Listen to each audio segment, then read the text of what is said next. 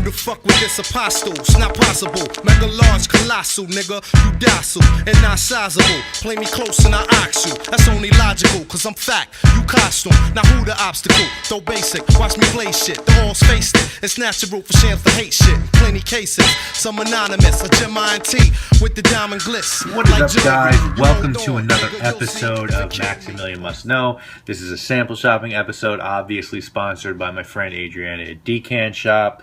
A lot of new niche scents over there right now. A lot of new, different, and interesting designer scents over there. And, you know, I know more stuff coming very soon. So it is a great place for you to pick up decants and samples of fragrances you're curious about, or for you to sell fragrances you have in your collection that aren't getting, you're not using them enough. Obviously, you know, don't let them sit there. Email Decant Shop, let them know what you have, and you can work a deal out either for store credit or possibly just straight money. Also, don't forget that you can pick up your decanting supplies there as well if you want to make your own samples of fragrances you have to carry around in a bag or keep at the gym or in your office. And of course, you can always use my coupon code, which we have for you guys, which is MAX12. Will save you 12% off your entire order. 4 fragrances this week. First up, we have one from the house of Hugo Boss, and this is a flanker of the Fragcom favorite Boss Bottled. Now this is Boss Bottled Night. We looked at Boss Soul in the last haul. Not a big fan of that one. To me, the only two in the lineup worth owning as of now to me are Bottled and Hugo. I have XY. It's a pretty big piece of shit. Boss Bottled Night can typically found online for anywhere between $30 to $40. Notes on Boss Bottled Night are birch, lavender, lemon leaves, cardamom, jasmine, African violet, Luro Amarello, musk, and sandalwood. And this was a 2010 release from Boss. To me, it's just pretty boring. It's not bad. You know, I wouldn't say, oh, don't buy this, you're not going to smell good. But to me, the original feels like a far better night out fragrance, you know, with that sort of apple cinnamony thing going on. This one is just bland. It opens up with lemon. It's fairly dry. I do get some florals. I don't see the birch in it at all. But to me, I just think it's an all-around unremarkable fragrance. You know, Boss doesn't have a lot of consistency in their fragrances. It just feels like, to me, they go for money grabs more often than making quality frags.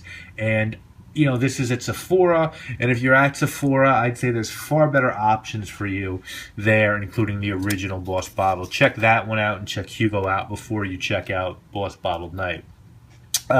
Next up, we have one from the house of Penhaligon's. This scent is called Iris Prima. Now, you guys know I'm a big fan of Penhaligon's. I have 4 fragrances from Penhaligon's. I have Sartorial, Elixir, Duro, and their latest Baileya, which I absolutely love. I have Endymion on my list to get, as well as Castile, and the fragrance that they did for Turnbull and Acer. I'm on the fence about the second to newest one, Tra La La, which was a Bertrand Duchaux 4, very boozy fragrance, but I think Penhaligon's makes good fragrances, and I think the prices are usually pretty fair. The 50 mLs typically run between $80 and $100, and the 100 mLs are about $120 to $140.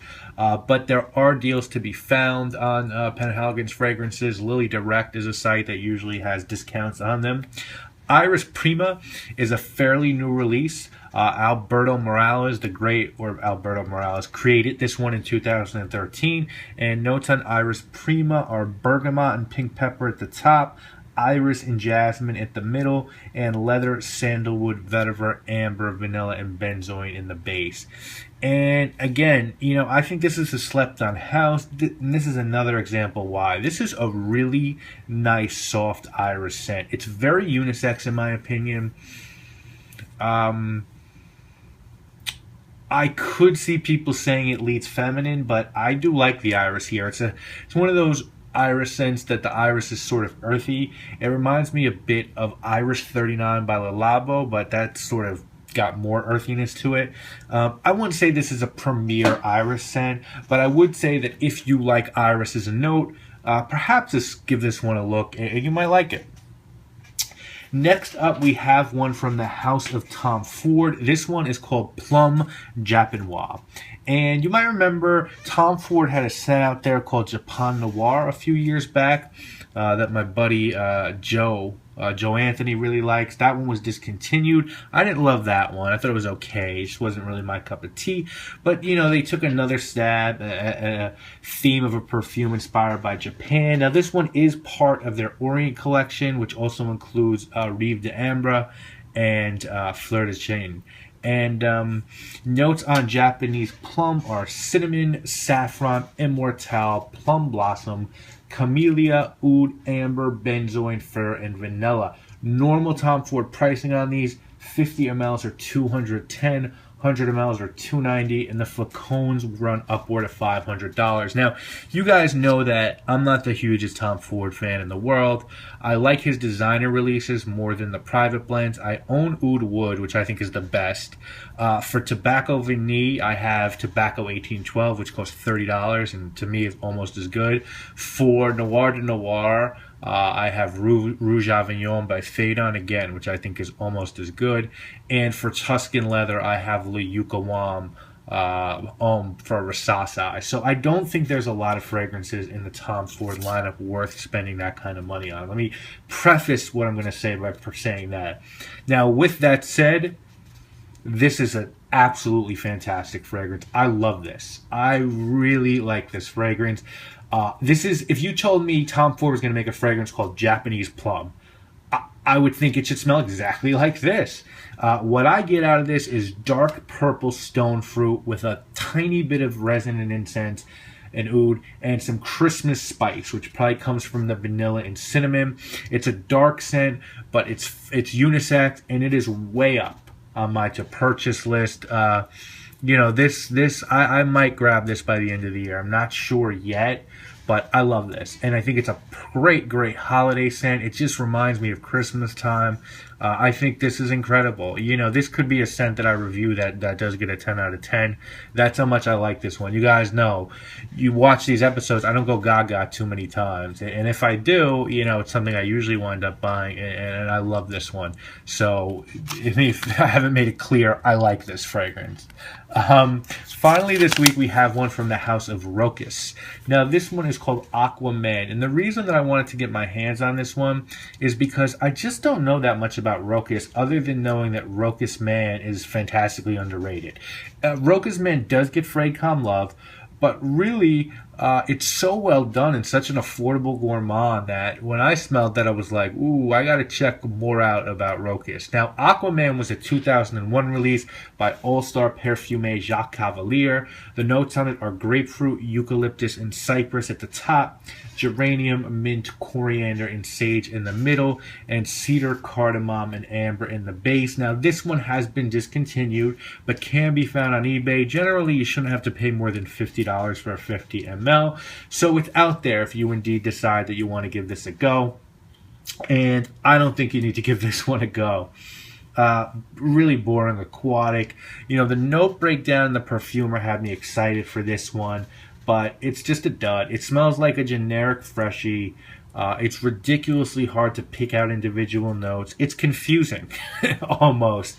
And you can do much better in this category. If you don't have more than $50 to spend and you want a designer aquatic, take a look at Bulgari Aqua. Take a look at Antonio Puig's Aqua Quorum, which is like $20. Just don't take a look in this direction. I think you can do better. If you want more suggestions, you know, feel free to email me. But I just think there's so many better options for a sort of cheapy aquatic than this. This just doesn't do it for me. So next week, guys, we're going to look at another 4 fragrances. We're going to look at one from the House of Mansara, one from the House of La Vanilla Laboratory, one from the House of Ermigel Dozenya, and one from the House of Versace. So we've got another 4 interesting fragrances to look at next week. If I was ranking these, yeah, obviously this one, the Plum Japanois, is far and away number 1. The next one would be Iris Prima.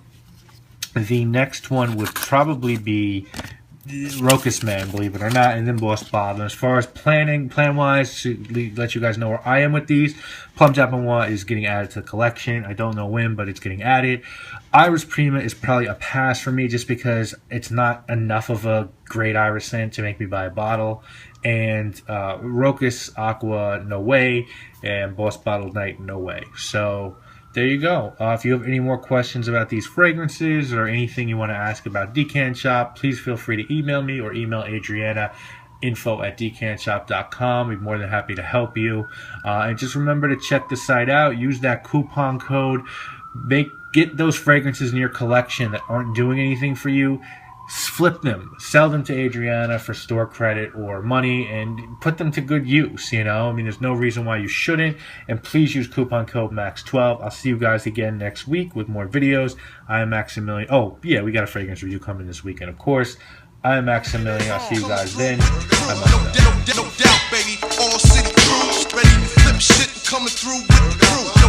No doubt, baby. All city crew. Don't get it wrong. Yeah.